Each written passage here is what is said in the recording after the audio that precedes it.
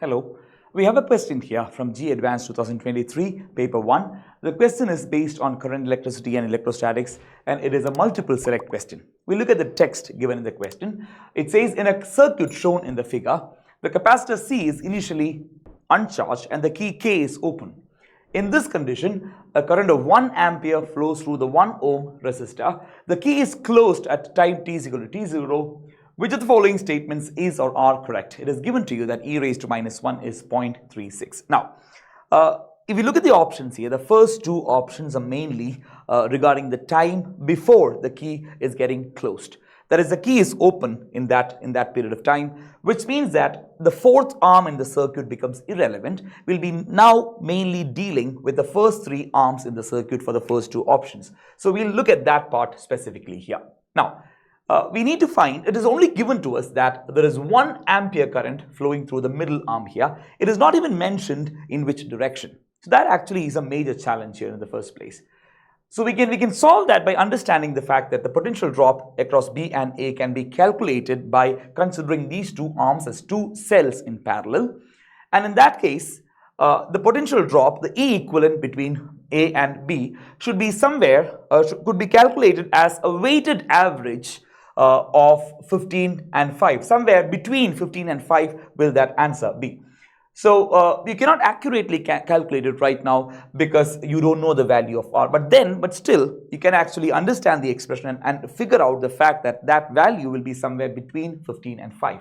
So if that is true, if the potential at point A with respect to this reference B is above 5 volts, and this potential here is just an increase of 5, the current here will have to flow in this direction here.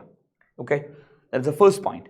And here, if this point has a potential of somewhere less than 15 volts with respect to this reference, and this potential hike or this increase in potential is 15 already, the current will have to be moving in the right direction here. That is the first thing you should remember. If you get this wrong, you will not go ahead doing this question correctly. That's a very important part in the question.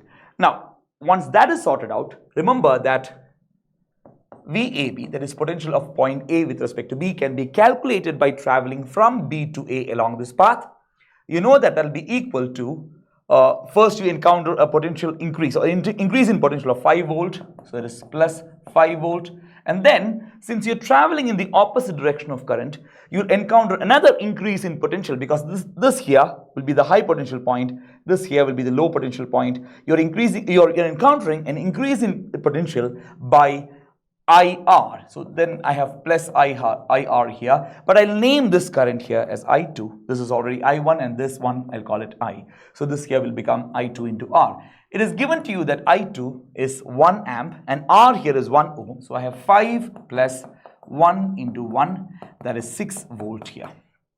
Alright, so VAB is 6. If VAB is 6, the potential drop across the 3 ohm resistor is 6 volts, and the current I1 would then be equal to the potential drop VAB divided by the resistance 3, that is 6 by 3, that is 2 amps. Now, if I1 is 2 ampere and I2 is 1 ampere, please understand the fact that I is the current that is entering to junction A, I2 and I1 are leaving junction A, so I can easily say that I is equal to I1 plus I2, and that is 2 plus 1, that is equal to 3 amps.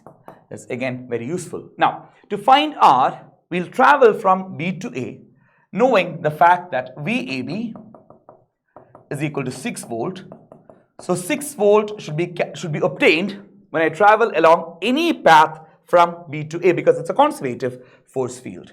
So when I travel from B to A through this path here, I first encounter an increase in 15 volts.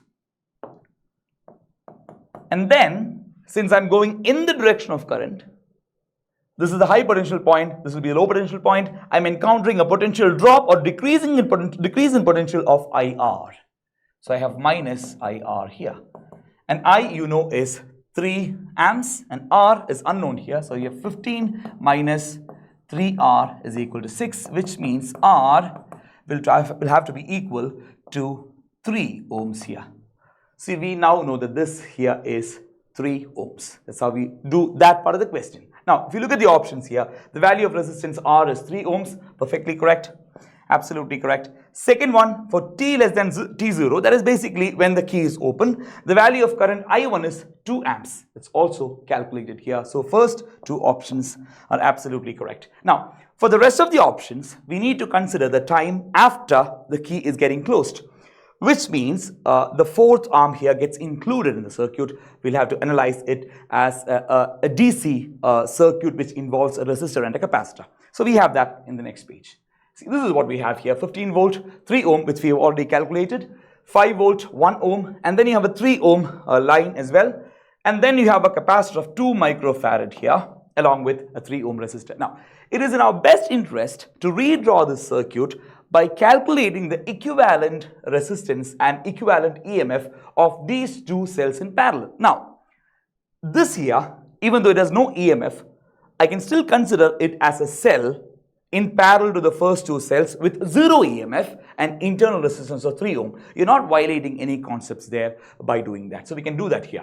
So to find E equivalent and R equivalent for this combination of 3 parallel cells, I would say that E equivalent by R equivalent is equal to E1 by R1 plus E2 by R2 plus E3 divided by R3.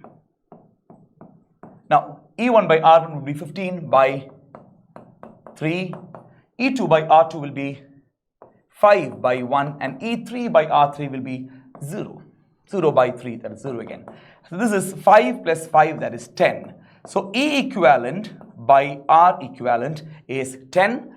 So then I have 1 by R equivalent. To find R equivalent, I should do 1 by R equivalent is equal to 1 by R1 plus 1 by R2 plus 1 by R3. And that is simply 1 by 3 plus 1 by 1 plus again 1 by 3. And that is basically 2 by 3 plus 1, 2 by 3 plus 1, and that is 5 by 3. So R equivalent will be equal to 3 by 5. Now, if that is true, if R equivalent is 3 by 5, I can easily calculate E equivalent by multiplying 10 with R equivalent. And that is 10 multiplied with 3 by 5. And that is basically 30 by 5, that is 6 volt. That's what I have there. Now I have the option to redraw the circuit with the capacitor here and the resistor here, 3 ohm resistor here. This is 2 microfarad. And then I have a cell here with E equivalent as 6 and then an R equivalent here of simply 3 by 5. Now, if I merge these two resistances here because they are in series, and I can redraw the circuit again in a much simpler form with just the one cell, the capacitor 2 into 10 raised to minus 6 farad, and then this here is 6 volt.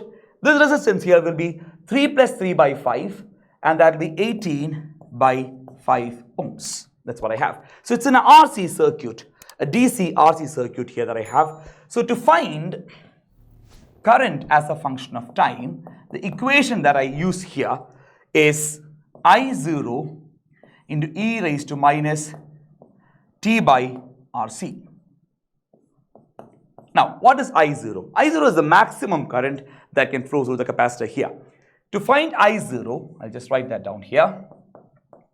The maximum current in the capacitor is obtained when or exactly when the switch or the key is closed. That is when the capacitor will act like a short and the maximum current will flow through it, and that maximum current will be simply equal to the EMF, that is 6 divided by the resistance. I'll just write that down here, E divided by the resistance here, and that is simply 6 divided by 18 by 5, and that is basically 30 by 5. This is 30 by 18 in fact. 30 by 18 is what you have, and then that can be simplified to 10 by 6. We'll do that later here. So this is 10 by 6 here, that is 30 by 18 is 10 by 6, and that multiplied with E raised to, you have minus t by RC, but I need the current in the option 3 that I have here, the third option here. We need the current at 7.2 microseconds after the key is getting closed, which means I need the current at t is equal to 7.2 microseconds. So I have minus 7.2 into 10 raised to minus 6 here. That divided by RC. R is 18 by 5. 18 by 5 is 3.6. That multiplied with, I have 2 into 10 raised to minus 6 for C. This is basically minus 7.2 into 10 raised to minus 6 divided by, again, 7.2 into 10 raised to minus 6. That is finally 10 by 6 into e raised to minus 1, which is basically 10 by 6 multiplied with e raised to minus 1 is given to you as 0.36. So you have 0.6 multiplied with 0.6 there. So it is 6 into 0.6 by 6, that is 6 into 0.1, that is 0.6.